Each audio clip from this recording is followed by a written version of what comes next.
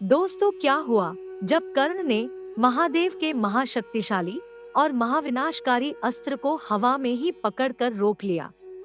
तो आइए जानते हैं। लेकिन वीडियो में आगे बढ़ने से पहले हमारे चैनल को सब्सक्राइब कर लीजिए और बेल आइकन जरूर दबाइए और साथ ही कमेंट बॉक्स में हर हर महादेव अवश्य लिखेगा।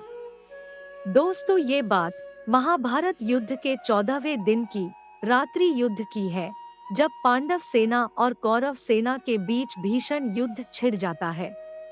युद्ध के दौरान महारथी कर्ण युद्ध में उतरते हैं और पूरी पांडव सेना के साथ भीषण युद्ध कर देते हैं।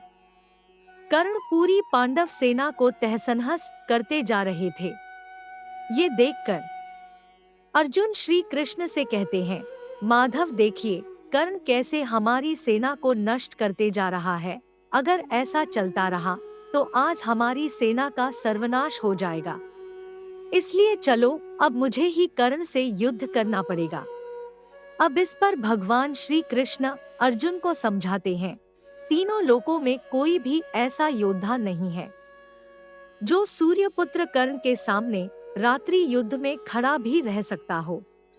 कर्ण को रात्रि युद्ध में पराजित करना और रोकना असंभव है। जिसके बाद श्री कृष्ण महामायावी राक्षस घटोत्कच को याद करते हैं और उसको कर्ण से युद्ध करने का आदेश देते हैं, क्योंकि रात्रि के समय राक्षसों की शक्ति हजारों गुना बढ़ जाती है।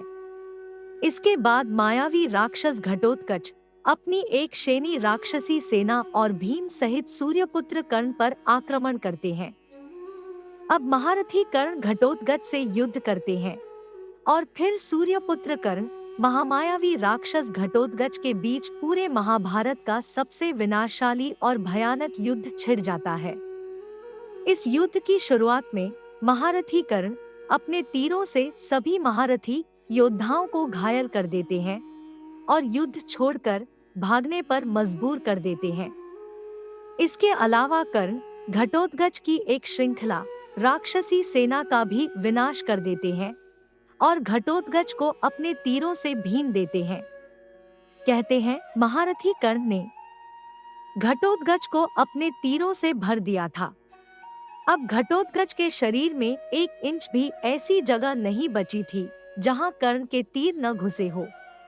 अब कर्ण को अपने ऊपर हावी होते देख और अपने प्राण बचाने के लिए मायावी राक्षस घटोत्कच अपनी राक्षसी माया का प्रयोग करना शुरू कर देते हैं। वे कर्ण के ऊपर 1000 से भी ज्यादा मायावी शक्ति का प्रयोग करते हैं। वे कभी गायब होके युद्ध करते हैं, कभी बादल बन जाते हैं, कभी पर्वत बन जाते हैं और आकाश में जाकर कर्ण के ऊपर अनगिनत अस्त्र और शत्रुओं की वर्षा करते हैं।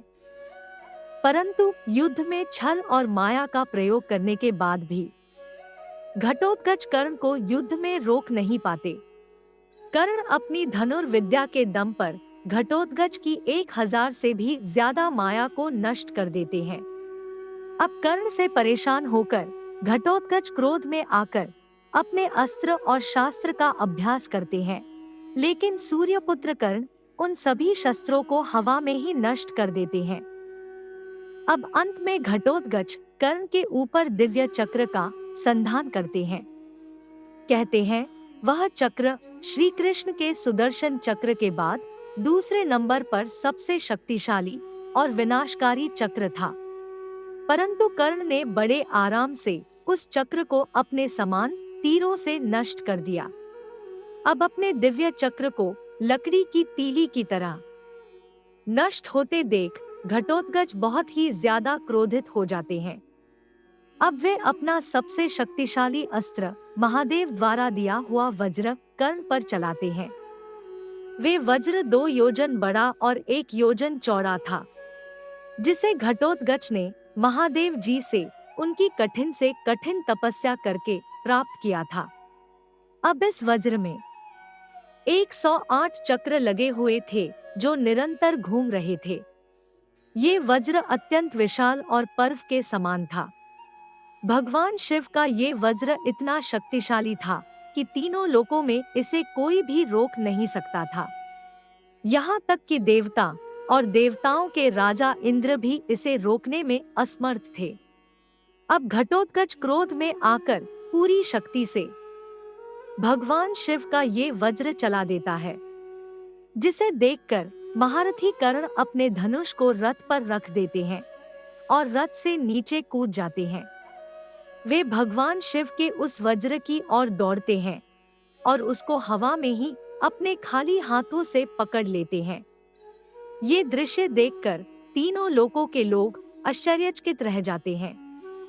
और इसके बाद महारथी कर्ण उस वज्र को घटोत्कच के ऊपर ही फेंक देते हैं, जिस पर घटोत्कच रथ से कूदकर अपनी जान बचाते हैं और वे वज्र घटोत्कच के रथ, घोड़े और सारथी को भस्म कर देता है और धरती में समा जाता है। दोस्तों, इस बारे में आपका क्या कहना है? हमें कमेंट के माध्यम से जरूर बताएं और वीडियो को लाइक और शेयर करना मत भूलिएगा।